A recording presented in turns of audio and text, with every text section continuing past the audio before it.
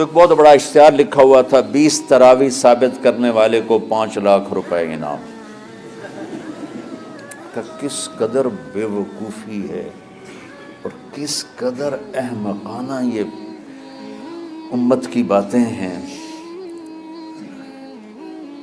کہ 20 تراویح، سینکڑوں سال سے امت کا عمل 20 تراویح آ رہا ہے۔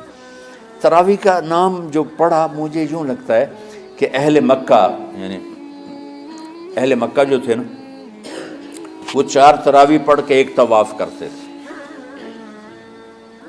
تو وہ آرام کے لیے ہوتا، ترویحہ آرام، تھوڑی دیر کا آرام۔ تو 4 تراویح کے بعد ایک طواف کرتے تھے، وہ چھوٹا سا طواف 10 منٹ میں ختم ہو جاتا تھا، اور پھر 4 تراویح پڑھتے تھے، پھر طواف کرتے تھے، پھر 4 پڑھتے تھے، پھر طواف کرتے تھے۔ یہ صحابہ کے تھوڑے بعد کے دور کی بات۔ تو مدینے والوں کو پتہ چلا کہ مکے والے تو یہ کرتے ہیں، وہ کہنے لگے اساں کی کریے؟ انہوں نے کہا اسی 40 تراویح پڑھیں گے، 40 رکعت، وہ 40 رکعت پڑھتے تھے۔ تو نوافل میں کوئی سختی نہیں کہ بھائی 8 سے زیادہ نہیں پڑھنی، بدعت ہو جائے گی، اور 20 پڑھنا بدعت ہے، یہ سب جہالت کی بات ہے۔ مجھے 8 پڑھ رہے ہیں یہ غلط ہے، یہ بھی حماقت کی بات ہے۔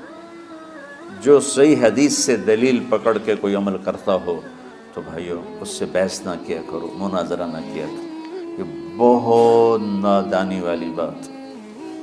اور امت کا خلق، لاکھوں کروڑوں انسانوں کا ایک عمل پہ جمع ہونا، یہ بذات خود اس کی طاقت کی ایک دلیل۔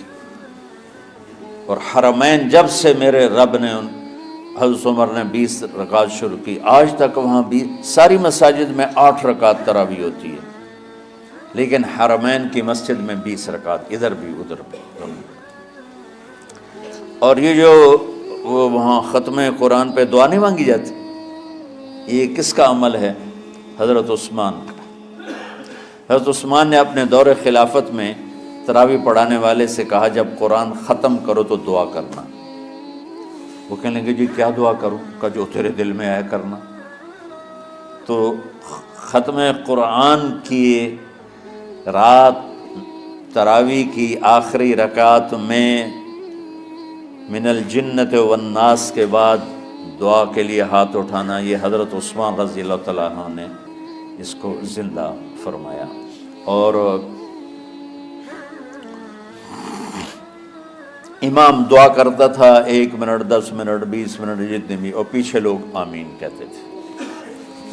وطر کی جماعت نہیں ہوتی تھی، وطر کو باجماعت حضرت مولا علی رضی اللہ تعالیٰ عنہ نے شروع کی کہ وطر کو بھی باجماعت پڑھا جائے۔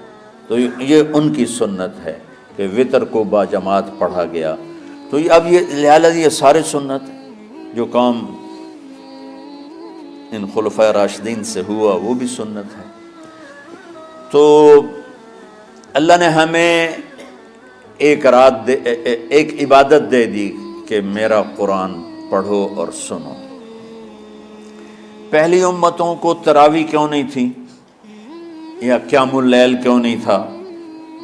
کہ ان کو اپنی کتاب یاد ہی نہیں ہوتی تھی، وہ اپنی کتاب کے حافظ نہیں ہوتے تھے، وہ اپنی کتاب یاد ہی نہیں کر سکتے تھے، صرف نبی کو یاد ہوتی تھی۔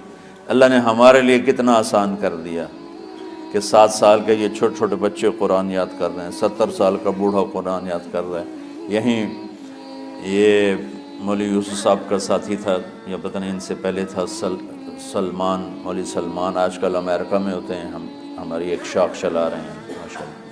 وہ شروع میں یہاں تھے، تو یہاں تراویح پڑھانے کے لیے ہمارے پاس حافظ کوئی نہیں تھا، وہ حافظ نہیں تھے، وہ صبح بیٹھ کے شام تک 1 سپارہ یاد کرتے اور رات عشاء کی نماز میں سنا دیتے۔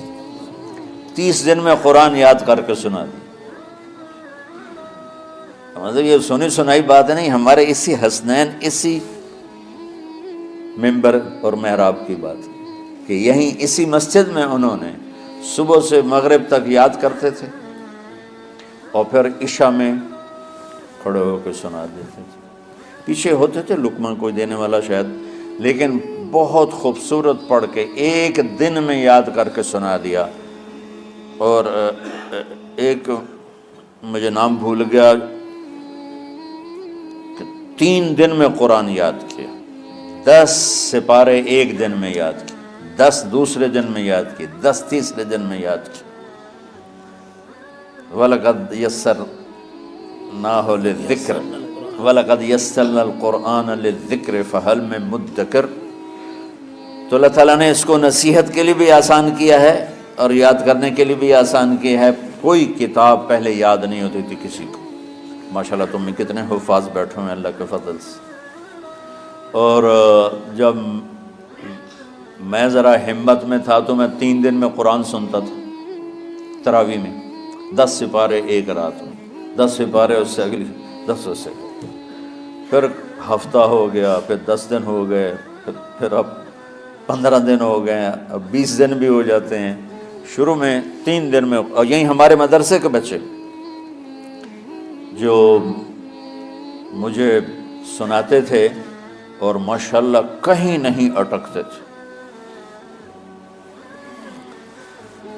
ایک تو اسلام آباد میں ہوتا ہے اور ایک اب جنید ہے وہ امریکہ میں ہوتا ہے۔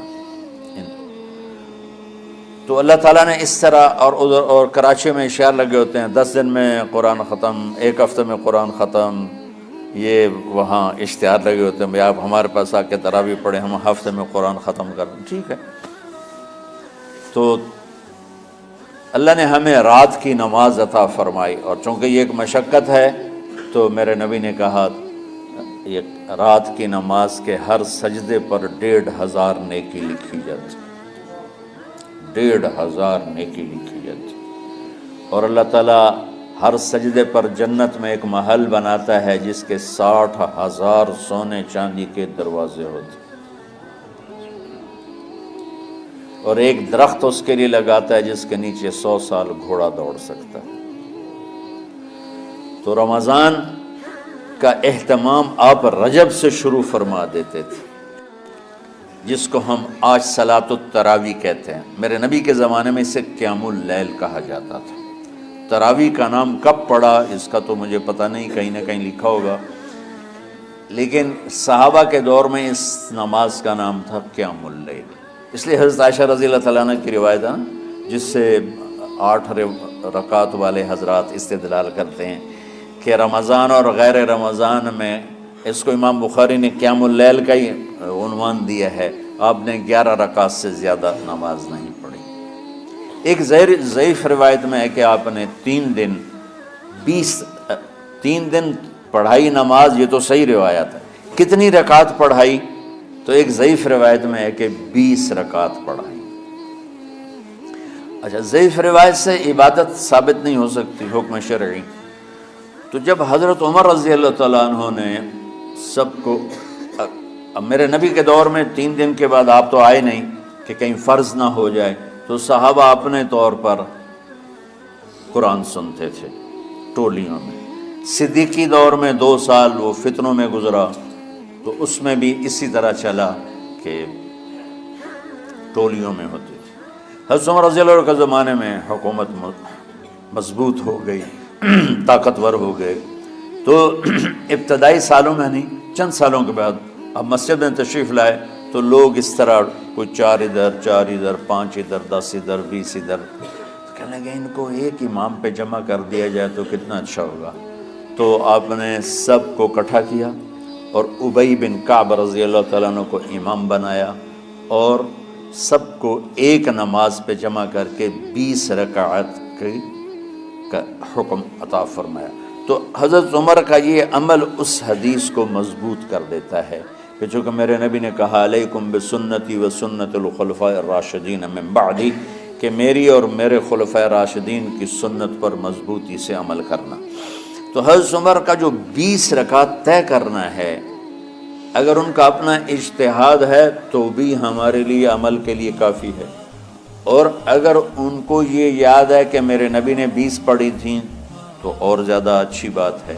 لیکن بہرحال جو 8 پڑھتا ہے ہمارا اس پہ بھی کوئی اعتراض نہیں، چونکہ وہ بھی حدیث کے ساتھ بات کرتا ہے، اور باقی پوری امت 20 پڑھتی ہے، ان پر بھی اعتراض نہیں۔